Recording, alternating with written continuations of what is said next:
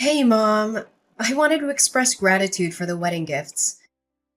I really appreciate all the appliances you got me. It's great that I can always count on you for the big things. Oh, absolutely, sweetheart. Congratulations on your upcoming wedding. I only wish I could do more for you. But honestly, it's been my pleasure. There's no need for you to thank me separately like this. After all, I am your mother. Well, thank you. But, you're not technically my biological mom. Wait, what? What do you mean, dear? Oh, come on. No need to play coy. You're not my biological mother. But I wanted you to know that I'm so grateful for everything you've done for me. Uh, Wait. Hold on a second. What are you trying to say here, Eleanor? Did you actually think I didn't know? You thought I believed you were my birth mother all these years? What on earth are you talking about? I am your mother, Eleanor. Seriously, no need to play innocent. Just because you've raised me for 28 years doesn't mean you're biologically related to me. It's not like feeding me, dressing me, teaching me things over the past 3 decades made my genes suddenly yours. It's not like all the care and love you've given me somehow changed me to be your own daughter. Hold up, Eleanor. What's going on? Why are you saying this? Don't try to act clueless. Stop saying what? It makes you sound stupid. Raising me and pretending to be my biological mother all this time? It's not fair to my real mother, you know. Can you even imagine how she must have felt after losing her baby to someone else? Eleanor, I am genuinely confused. Where is all of this coming from? What have you heard? I can't believe you're spewing out these awful, hurtful things at me. Are you even thinking about what you're saying? Hurtful? Seriously? What about you essentially taking someone else's baby? You don't get to accuse me of being hurtful. Eleanor Barnes! Oh, so you're the hurtful one now. What about you stealing a newborn from a real mother? If it weren't for you, my real mom could have married Daddy. And the three of us could have been a real, true family. If it weren't for you, I would never have had to grow up with a fake mom. My poor birth mother had to go on living her life with her heart broken into a million pieces. And I ended up living this humiliating pretend life. All because of you. Eleanor, you were completely misinformed. I didn't steal you as a baby. You're suggesting something illegal and horrible. Your birth mother actually handed you over to me, willingly. She said she wasn't going to raise a child as a single mother. She made a deal that she would disappear from your life as long as I raised you. Then, your poor birth mother even demanded money in exchange for you, like I asked to take you away from her. I offered, of course, but who does that? It was like she was selling you to me. Giving her some money was the least you could do after that. She gave you her baby, for God's sake. Have you been sore about the donation all these years? Have you been keeping a score or something? That's really trashy. And you wouldn't even have taken me so eagerly if you weren't barren yourself, would you? So don't give me any of that, oh, I raised you with my heart crap, because you didn't do it for me. You did it for yourself. And you did it to satisfy your own selfish greed of being a mom and a wife. To fulfill your ideal of a perfect family. You probably pretended your butt off so you could appeal how perfect a mom and wife you are to Daddy. Sweetheart, I never once thought of you as anything other than my own daughter. I cherished you as a precious gift. I spent the past 28 years being thankful and showing that through raising you. I'm so proud of the woman you've become. I understand that the wedding planning can be stressful, but let's not let it get between us. Huh. Always riding that high horse, Paisley, huh? Just take a moment to step down and try to understand how my real mother must have felt. Step out of that fake, cheerful facade of being my mom and see the reality the rest of us have experienced. Do you even have an ounce of decency? I'm not your daughter anymore. I won't play along with your charades or any other fake roles you want me to take on. So save yourself the trouble and don't bother showing up at my wedding or sending emails. Just stay out of my life. I'm cutting ties with you. I'm moving forward into a new chapter, and I'd prefer if you weren't part of it. Got it? Eleanor, how long have you known that I'm not your biological mother? And who told you? Well, now you're asking. Daddy spilled the beans about 3 years ago. Yeah, around the time I met Miles. We all used to hang out together. Daddy, my real mom, Miles and I. Dinners, shopping trips, you name it. You genuinely had no clue? What? Are you serious? I can't believe your father would do that. Well, serves you right for thinking you could tie Daddy down by having a baby. Any baby, that is. We all know you wanted nothing but to use me as a bargaining chip to keep Daddy for yourself and provide for you. Did you really think building your happiness on other people's sadness wouldn't have its consequences? As I already said, I did not steal you away from your birth mother. Eleanor, you have to believe me. And I provided for myself as much as your father did. I didn't have to depend on him entirely. Yes, I am unable to have children of my own, but that is not at all the reason I raised you like you were. Your birth mother, she threatened to discard you at some orphanage like a piece of garbage if I didn't take you. Her word, not mine. And to my eternal shame, I did think about letting her do what she said. Because after all, she was your father's mistress and you were their illegitimate child. But sweetheart, I took you in because I loved you from the moment I laid eyes on you, and your tiny little fingers wrapped around my thumb. I didn't think twice about what it meant to mother your husband's child he had with a mistress, because I fell in love with you so deeply and so utterly. How you came into this world did not matter anymore. Just that you did come into my world. Can't you understand that, baby? Ugh, please spare me the tear-jerking drama. This isn't Hollywood. Save your sappy stories and just leave me alone. I've already confirmed my birth mother's attendance at my wedding. As my real mom, of course. And Daddy should be sending over divorce papers soon. Divorce? What? Ugh, why are you being so slow? Daddy told me he has never forgotten about my birth mother, his true love. He couldn't leave you because you were so adamant about giving me a proper childhood with loving parents and all that crap. But now that I'm a grown adult who can take care of herself, he's finally opening his eyes to the possibilities, I guess. To go after his own happiness. See, if it weren't for you, the three of us could have lived happily as a real family. You tore us apart. You shattered our future together. And you've had your share of fun. It's time to set things right, Paisley. So leave us be. And if it turns out it's your turn to spend the rest of your life in sadness and regret, then deal with it. My mom surely did for long enough. All right, if this is what you truly want, I'll leave you to be with your real parents. Mind you, I'll have to cancel the $30,000 charge on my credit card for the things I ordered off your registry. And I'll have you and your daddy's belongings packed up into suitcases or something and leave them by the door. Come get them and go on off to wherever it is that you want to go off to. Whoa, wait, what? Cancel this stuff for my registry? Why would you do that? Those are for my wedding. Why would you cancel gifts from a registry, Mom? Mom? I thought you didn't want me to be your mom, let alone think of me as one. If I could, I would get a refund on everything I spent in the past 28 years raising you. But since I can't do that, I'm only canceling the gifts that I mistakenly purchased for a wedding I'm apparently not even invited to anymore. Oh, your honeymoon was reserved with my credit card too, wasn't it?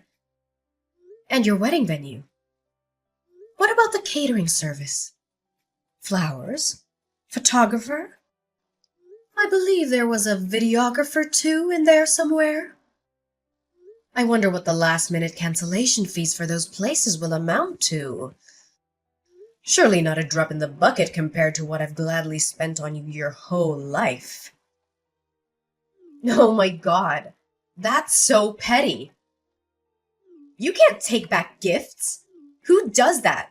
You got me those things because you wanted to, didn't you? There are no take-backs. How do you call yourself a mother? It's your only daughter's wedding. Oh, I thought I couldn't call myself a mother. Isn't that what you were telling me? You can run along to your precious birth mother and ask for help. Why don't you? Surely she can help with the venue and the food and the photography and the honeymoon. Since she loves you so much and has never had the chance to show it, surely she'll jump at the chance. Wow. So there it is. You did think of me as a stepchild, didn't you? Your words say you love me like your own, but your actions speak volumes about how you really felt all these years. You kept a tally of the money you spent on me. Seriously? Would you have done that if I were your real biological daughter? You know what? Fine. My mom can cover the venue and honeymoon. Miles probably has some money saved up too. We don't need your help. All we need from you now is to sign those divorce papers. You got it. The sooner, the better. And in a way, I'm uncertain if I ever truly forgave her. But in that moment, all that mattered was before me. I gazed upon what could have been perceived as a lump of flesh, and then she opened her eyes, meeting mine. I gently touched her hand, and she curled her tiny, delicate fingers around my thumb. She was mine. In that moment, I believed in the intricate mysteries of God's design. This perfect child had been delivered to me as if by divine intervention. She was a gift, and in turn, I was designed to be her mother. The saying, blood is thicker than water, held some truth. But what truly resonated was that love could defy all odds. Eleanor brought a joy I had never dared to dream of before. The first time she called me Mama, the moment she took her initial steps. Her genuine delight in the meals I prepared. Those instances were all emblematic of a kind of love that transcended boundaries. Her small hand in mine as we walked together, the handmade artwork she gifted me on Mother's Day. She had been gradually filling the void within my heart, until it was overflowing with a love I never thought possible. I could have never foreseen that one day she would utter those hurtful, devastating words she hurled at me today. My husband's confession to his ongoing affair with Shelley's birth mother shattered the foundation of our 33-year marriage. Our life together unraveled in the blink of an eye as we walked out of the courtroom with our marriage officially dissolved. Once back home, I hastily gathered their belongings, tossing them into any available box, and left them outside my door. The sight of my now half-empty home was a stark reminder of the abrupt changes that had befallen me. As I tried to process the shock of it all, a text message notification illuminated my phone screen.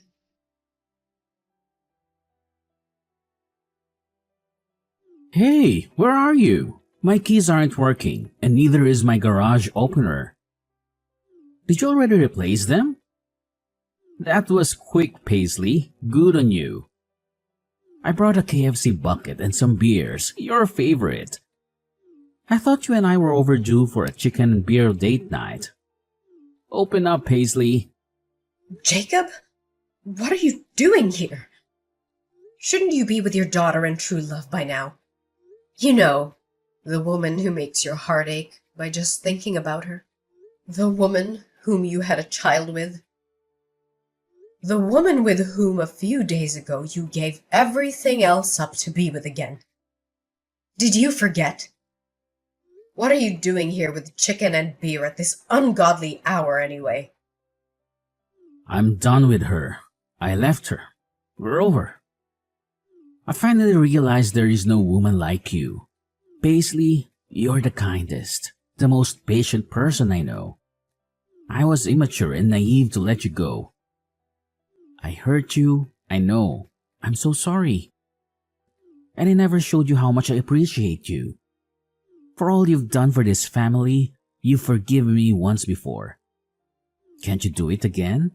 I'll change. I promise. I'm a victim here too, by the way.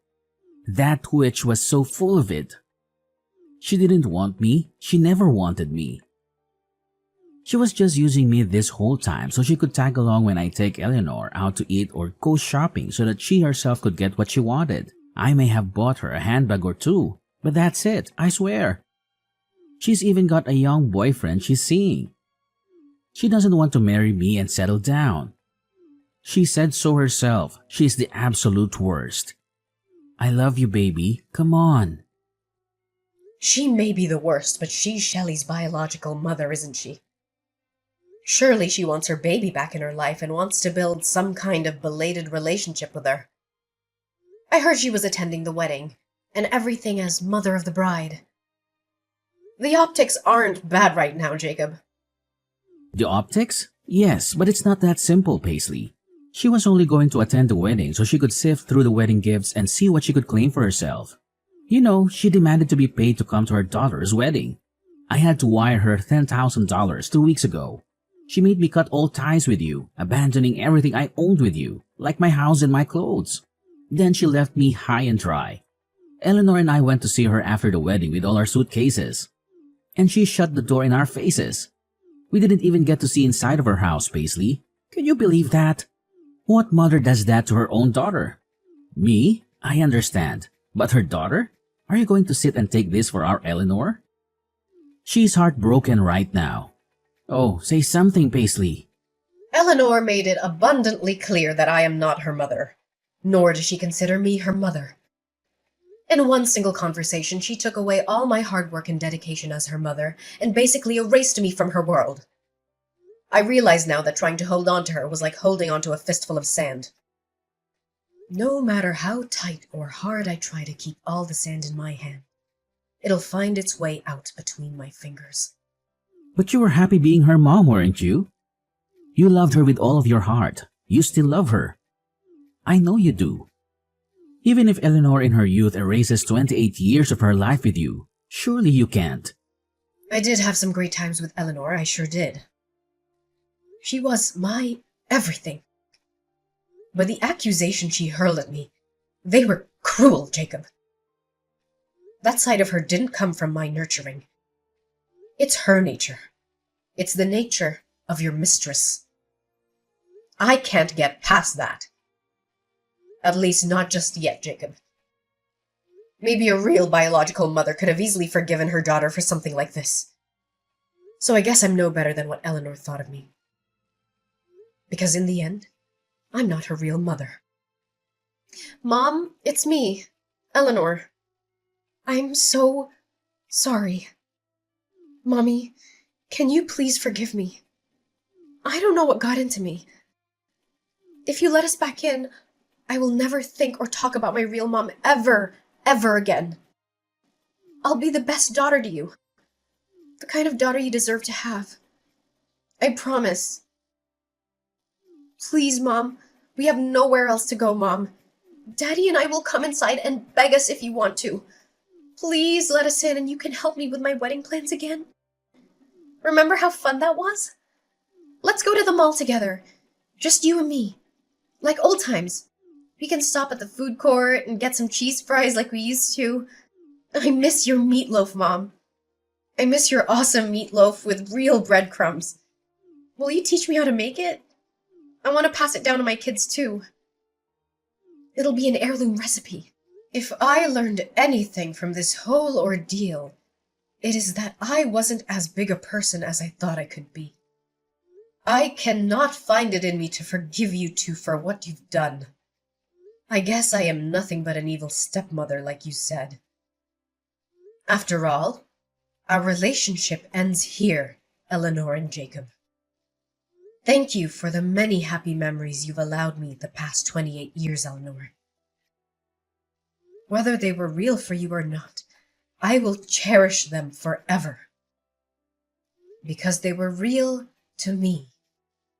I will try to keep only the happy memories of you. But now it's time for you to leave me and never come back. Don't make this any messier for us.